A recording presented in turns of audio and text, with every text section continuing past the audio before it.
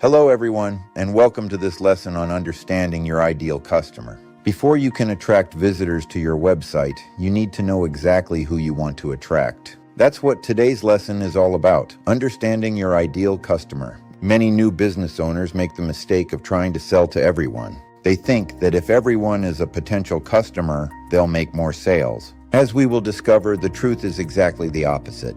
When you try to market to everyone, your message becomes so broad that it connects with no one. Successful businesses focus on a specific group of people and create content that speaks directly to their needs. This course is a perfect example. It isn't intended for everyone. It's designed specifically for small home-based businesses. Think about it this way. Imagine you're selling homemade pies. If your website simply says, "We sell pies," that's pretty generic. But what if your website says, "Fresh homemade fruit pies made for busy families who want a delicious dessert without spending hours in the kitchen"? Now you're speaking to a specific audience. The second message is much more likely to connect with the right customer. This idea is important because SEO is not just about getting traffic, it's about getting the right traffic. I have a recipes website that receives a lot of visitors from Pinterest. Is that the right traffic? Yes, because only Pinterest users interested in finding the right recipe will click through to my website. 100 visitors who are interested in what you offer are much more valuable than 1,000 visitors who aren't. So how do we figure out who our ideal customer is? Let's start with a simple question. Who benefits most from your product or service? If you sell handmade candles, your customers might be people looking for home decor, gift shoppers, or people who enjoy relaxing scents.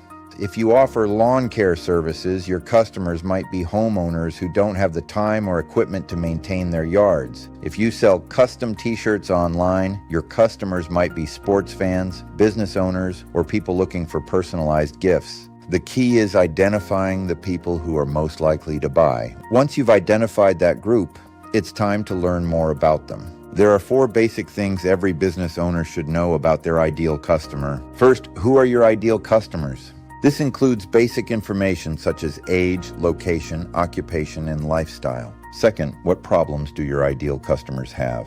People usually search online because they need help solving a problem. A homeowner might search for how to remove weeds from my lawn. A parent might search for easy birthday cake ideas. A small business owner might search for how to get more website traffic. Understanding problems helps you create content that answers those questions. Third, what are their goals of your ideal customers? Customers are often trying to achieve something. They may want to save time, save money, improve their health, grow their business, or simply make life easier. When you understand their goals, you can show how your product or service helps them succeed. Fourth, what words do your ideal customers use?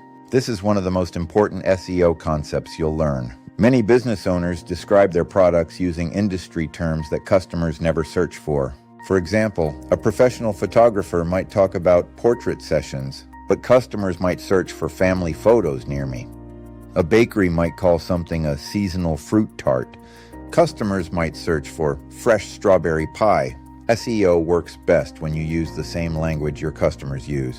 Let's talk about something called customer intent. Customer intent simply means the reason behind a search. Imagine someone types best running shoes into Google. They're probably researching options. Now, imagine someone searches for buy running shoes online. That person is much closer to making a purchase. As we've seen, the customer intent is completely different. As business owners, we want to understand what our customers are thinking when they search. Are they learning, comparing products, looking for reviews, ready to buy? The answer helps us create better content. Now let's discuss customer personas. A customer persona is a fictional profile that represents your ideal customer. You can think of it as creating a character based on real customer traits. For example, meet Sarah. Sarah is 42 years old. She works full-time and has 2 children. She wants quick dinner solutions that her family will enjoy. She doesn't have much free time. She often searches online for easy recipes and convenient meal ideas. If you owned a bakery or food business, Sarah might be your ideal customer. Creating a customer persona helps you visualize who you're serving, because you're speaking to a specific person rather than a general audience. It becomes easier to write website content, blog posts, and product descriptions. So where can you find information about your customers? Fortunately, there are many places. You can talk directly to customers, read product reviews, look at comments on social media, check online forums, review frequently asked questions, study competitors' websites, and use keyword research tools to discover what people are searching for. Every question people ask online is a clue about what they want. Your job is to pay attention. Let's look at a quick example. Suppose you sell handmade dog treats. You might assume customers care most about flavor, but after reading reviews and social media comments, you discover many dog owners are searching for healthy ingredients and allergy-friendly options. That information changes your SEO strategy. Instead of targeting keywords like dog treats, you might create content around phrases such as healthy dog treats or dog treats for sensitive stomachs, because now you're speaking directly to customer needs.